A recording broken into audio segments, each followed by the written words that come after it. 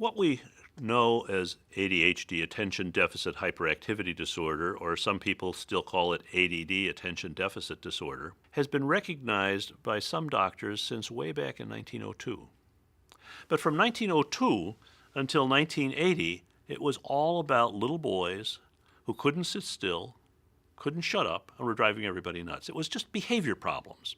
The name of the disorder was changed a number of times, and there were different formulations, but it was all about behavior problems. Since 1980, which is when they first changed the name of the disorder to include the words attention deficit, we've realized that this is not so much a behavior problem, but far more a problem with the brain's management system, its executive functions. And we've also learned that there are many people who have ADHD who've never had any significant behavior problems, and that even for those who have, that's usually the least of it. It's the attention problems that tend to make more trouble for people, particularly as they get a little bit older and more is expected of them for being able to manage themselves. One thing that's important to be clear about from the very beginning is that ADHD has nothing to do with how smart a person is. There's some people who have this who are like super smart. Others high average, middle average, low average, slow. I treat people for this who are like university professors and doctors and lawyers and big shots in business. A lot of people who are regular folks. Some people have trouble doing the basics. You can be anything along the IQ spectrum and still have ADHD. It has nothing to do with how smart you are. The other thing to know is that this is a problem, a set of problems, that include a wide range of characteristics. And what I'd like to do today is to describe for you some of the characteristics of what we call ADHD, give some examples of them, and then talk a little bit about what we know about what's involved in the brain in the course of ADHD. One thing that's important is that one of the main things that people with ADHD complain about is they have trouble staying tuned. That when they're listening or reading or working on something, they get part of it, but then it sort of drifts off, and then they're back, and then they drift off, and it drifts off again, and then they're back. They have difficulty staying tuned. It's similar in a way to the problem you have with a cell phone, where you're in an area where you don't have good reception, you can get part of it, and then the message keeps fading in and out. The other thing is that they often have a problem with being distracted. Like anybody else, they see and hear things that are going on around them. They have thoughts going through their head. But most people, if they have something they've got to focus on, can push that stuff out of the way and focus on what they've got to do. People with AD, it's real hard for them to do that. You know, they'll be sitting in a classroom trying to listen to what's going on, or perhaps they'll be in a meeting, or sitting down trying to read something or write something, and somebody drops a pencil and they have to sort of check and see, where did the pencil go? And then they'll be back on task again for a couple of minutes. Then they're thinking about some TV show they saw the night before. Then they're back on task again for a minute, and they're thinking about some conversation they had with somebody 2 hours ago. And then they're back on task again for a few minutes. And then they're looking out the window like anybody else will from time to time, but they're likely to sit and watch the squirrel go up the tree a little longer than somebody else and be checking out the traffic and the cloud formation, the guy who's mowing the lawn. Then they're back on task again for a few minutes. And they'll be thinking about what they're going to do when this is over and how soon is this thing going to be over anyhow. I've got things I've got to do. And what am I going to have for supper tonight? And I wonder what's on TV tonight. All these things are coming in all at one time. And it's almost like you're trying to watch TV and you've got 4 different stations all coming in at the same time on one channel, and it gets kind of hard to separate the signal from the noise. But the things that's puzzling about this, that really makes it very difficult for people to understand, is for people who have ADHD, it's like that almost all the time, but not always. Everybody I've ever seen who has ADD, and that's a lot of people, has a few things they can do where they have no trouble paying attention, no trouble focusing. Let me give you an example. 16-year-old boy I saw, he was the goaltender for his school's ice hockey team.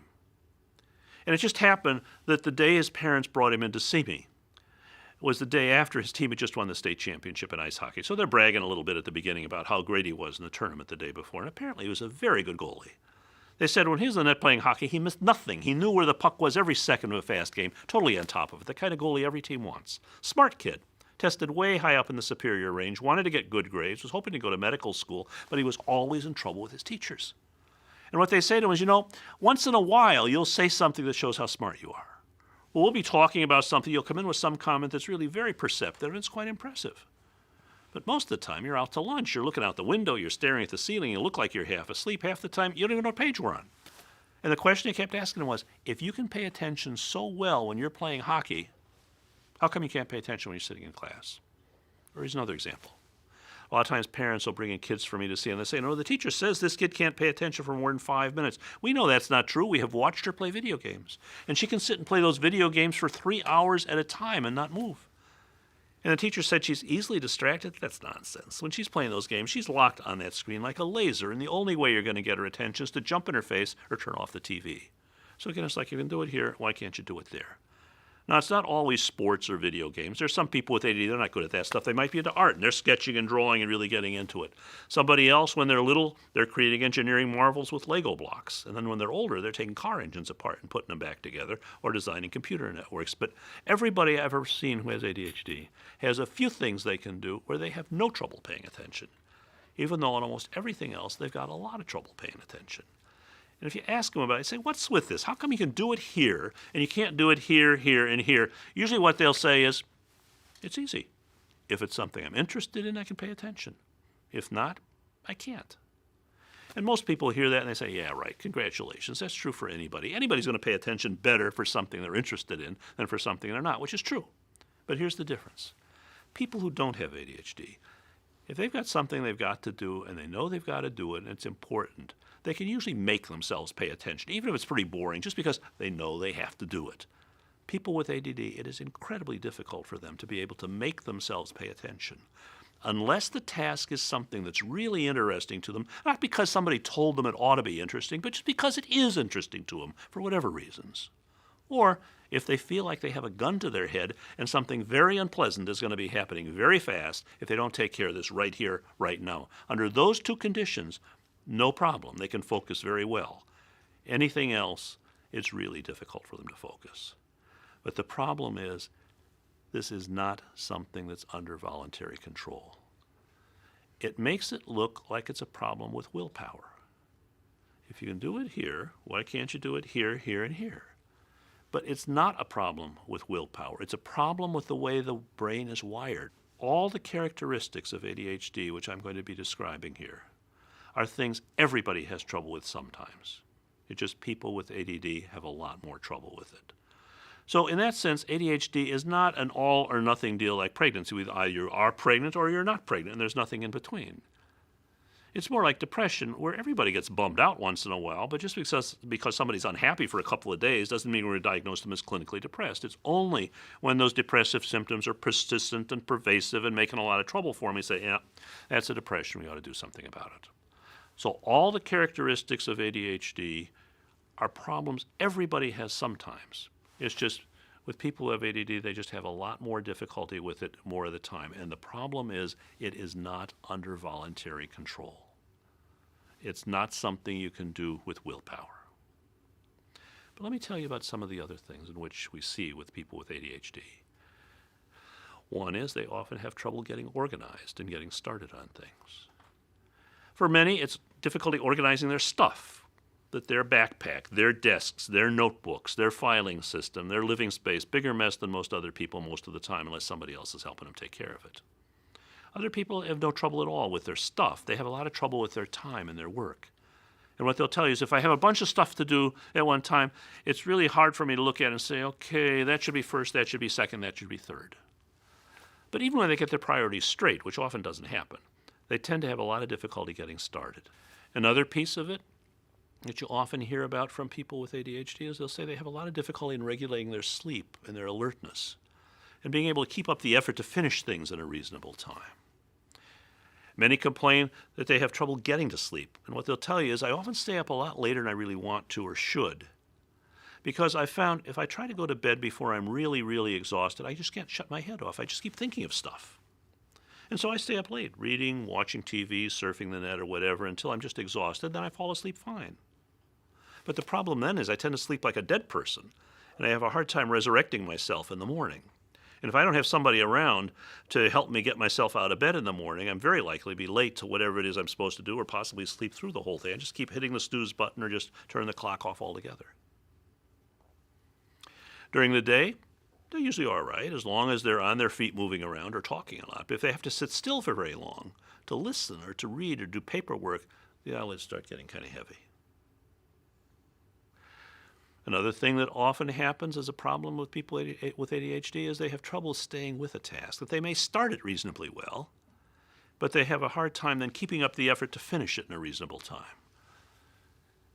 I had a track star from the university, a runner who came into my office one day, and he said, "My mind's a great sprinter, but it's a lousy distance runner."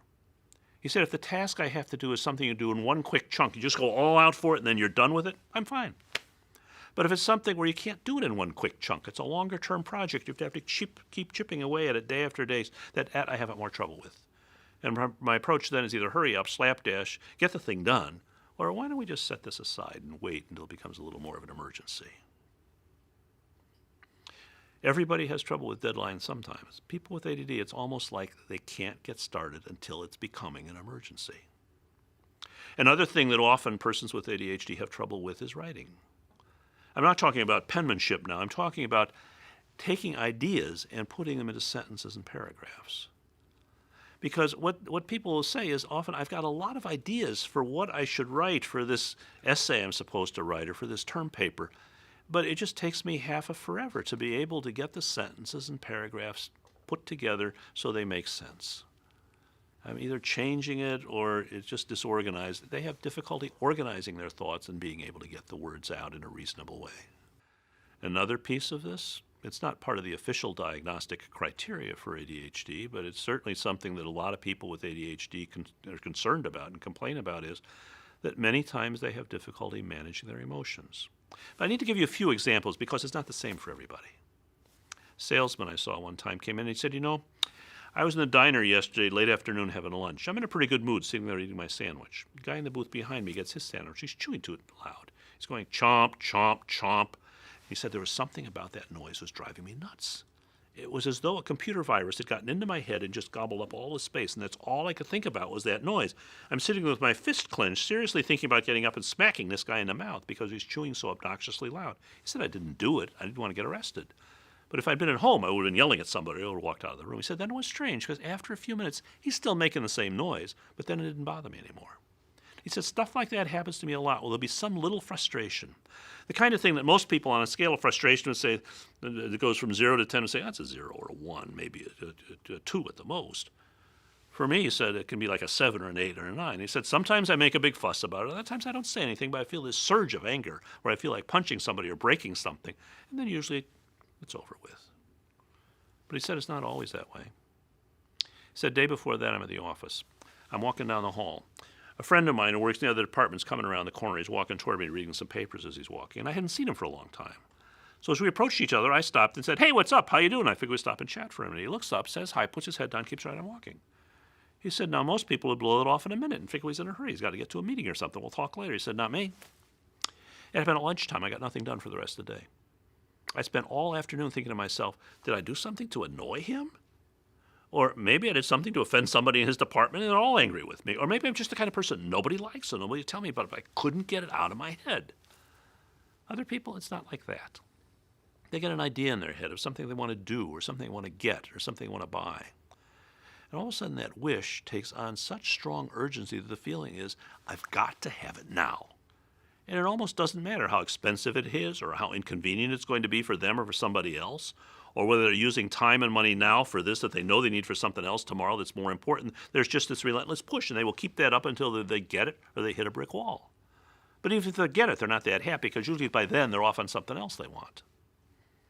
Other people, it's not like that, but they worry a lot. Like a woman talked about how she was driving down the expressway. She's in the left lane. She said, I'm in the left lane. I've got the Jersey barrier to my left, an 18-wheeler truck on my right. We're cruising about 65 miles an hour, and this truck starts to pull over a little bit.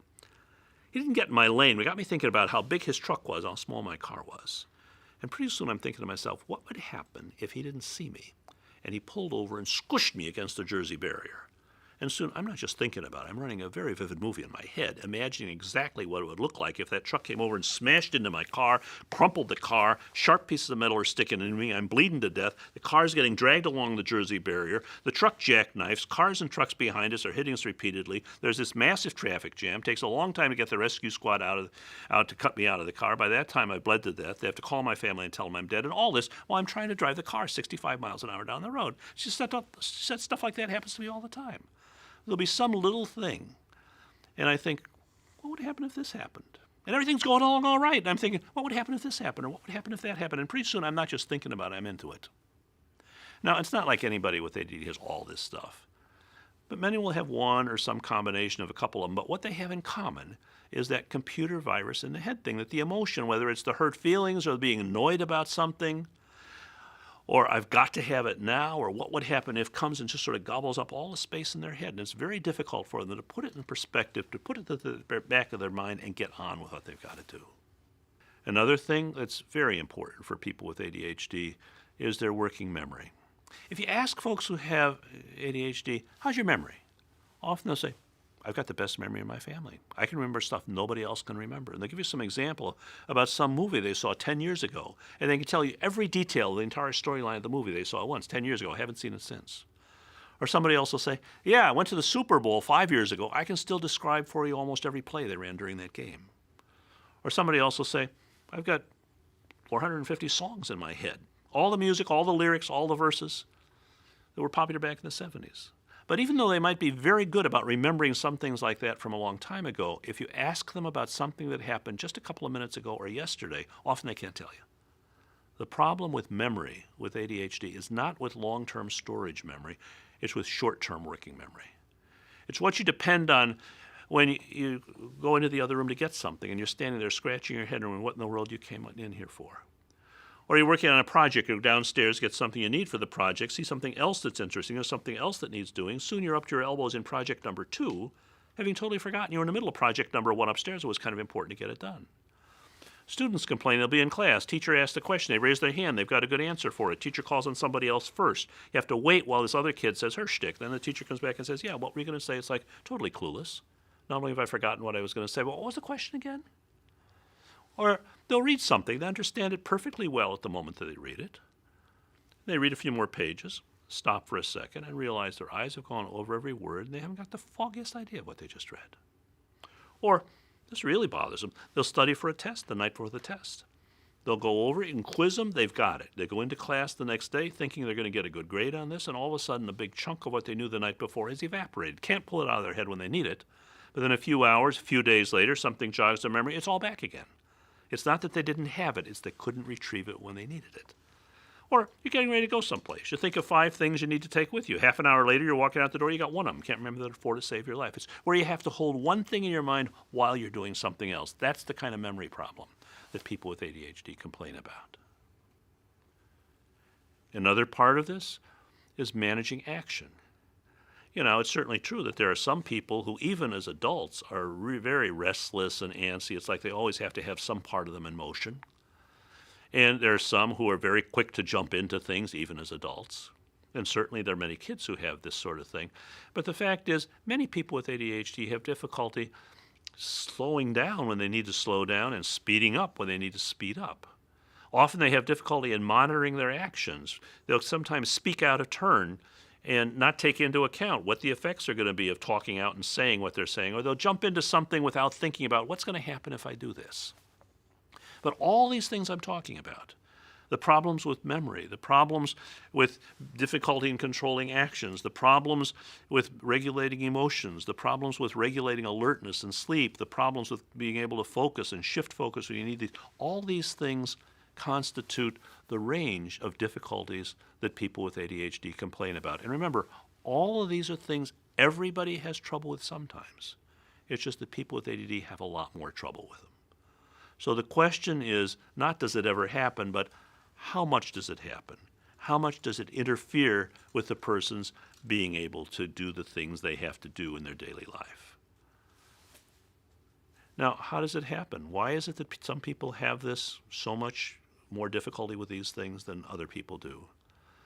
The evidence shows that it seems to be mostly inherited. Out of every 4 people diagnosed with ADHD, one of them has a mom or dad who's got it, whether they know it or not. They never used to diagnose this very well, and even today it gets missed a lot. The other 3, if they don't have a parent who has it, usually they have a grandparent or an uncle or an aunt or a cousin or a brother or sister, one of their relatives who have it, although often it's not recognized. There are some people who have this where you can see it from early childhood. There's some others where you don't see it much in the early years of their schooling, but then when they begin to move into middle school and they don't have that one teacher who can help to keep things organized for them, now all of a sudden they've got to keep track of what's going on in several different classes and homework for different courses and moving around from one class to another. They have a lot more difficulty managing it. There's some whose parents are so effective in building a scaffolding around them that you don't even see the problem until they get up into high school, where the parents are not that much aware of what they need to do, or they may move out of the house and move off to college or get involved in some work where the parents can't help them, and you begin to see then that they have a lot of trouble organizing themselves and doing what they need to do. So we don't always see this in early childhood. Sometimes it doesn't really appear until adolescence or early adulthood. But the fact is that those are usually the hardest times, I would say probably for most.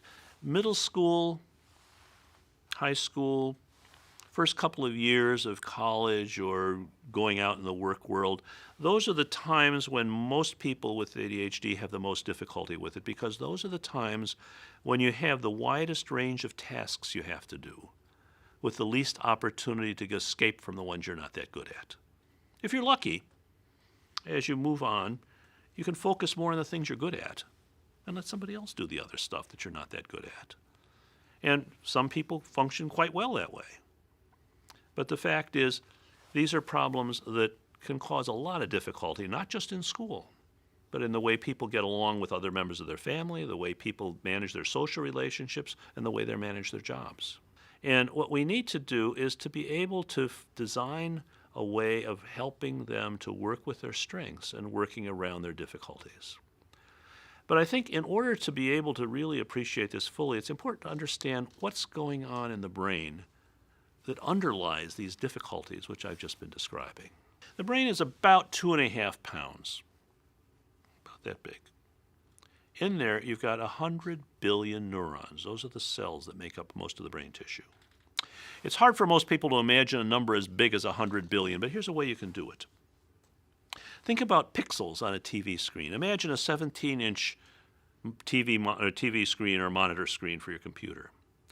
On that screen, you'd have about 200,000 pixels. Now, imagine if we then went to the Freedom Tower in New York. It's almost 100 floors high.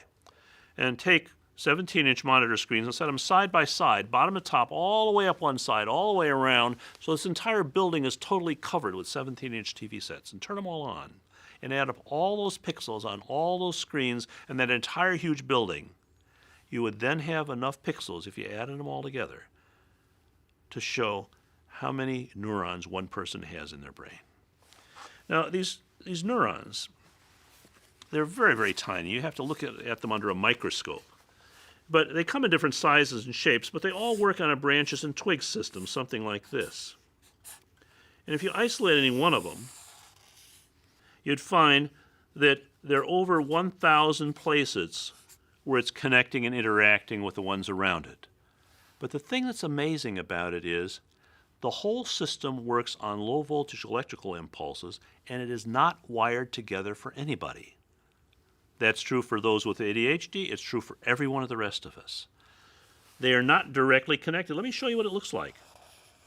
If you can imagine these tiny, tiny connections that are so small you need a microscope to see them. Look like a couple of mushroom heads butted up against each other. And then there's a space between them which is thinner than a piece of tissue paper. So when there's something that's coming in from the brain, electrical impulses traveling along here, it has to jump this gap like a spark plug. And then there are little receptor buttons on the other side here that it has to connect with. And if it comes in strong enough, it goes on to the next connection and moves on from there to wherever it needs to go. If it doesn't, it just fizzles here. But the other thing we have here is there are little bubbles on the side. This is where they're coming from.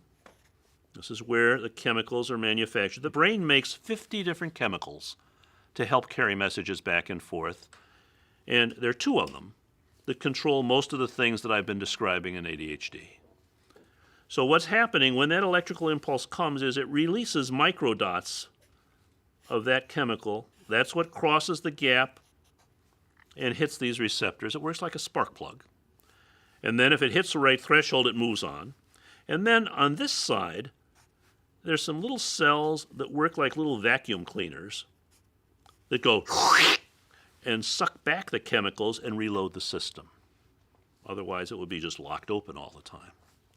We think what happens with people who have ADHD is their brains make these chemicals the same way everybody else's brain does, but they simply do not release and reload them effectively. And the other thing we know is that for 8 out of 10 people who have ADHD, if you give them the right amount of the right medicine, the system can work better. For some, it's huge how much it helps. For others, it's substantial, but it's not huge. For others, it helps a little, but not that much. And 2 out of 10, it doesn't work at all. But the fact is, though this is indeed a chemical problem, the medicines that we have for ADHD cure nothing. It's not like you have a strep throat, you take an antibiotic and it knocks out the infection. It's more like my eyeglasses. I have a problem with my eyes. I can't see well. If I'm looking at typewriter-sized print, it just looks blurry to me. If I put these on, I can read it as well as anybody can. Take them off, I'm right back where I started. The glasses do not fix my eyes. They just help me see when I've got them on. And the same thing is true of the medicines we use for treating ADHD. But it's also important to recognize that medication is just one aspect of the treatment that's important for somebody with ADHD. And there are many ways in which we help people with ADHD by helping them to learn skills, by helping them to use some technology and strategies to be able to deal with whatever they have to deal with in school or on the job or in their family and social relationships. And it's most effective to be able to, first of all, have a very good evaluation to understand exactly which problems with ADHD this particular person has, and then to have the team of, if it's a child, the child and the parent and the doctor in consultation with the educators, the teachers that are working with them, to try to assess what are the strengths of this child. That's our beginning point. What are the difficulties? And what plan can we put together which will allow us to be able to build on those strengths and help the child or the adult learn about ways of dealing more effectively with their difficulties so that they can succeed and reach their full potential.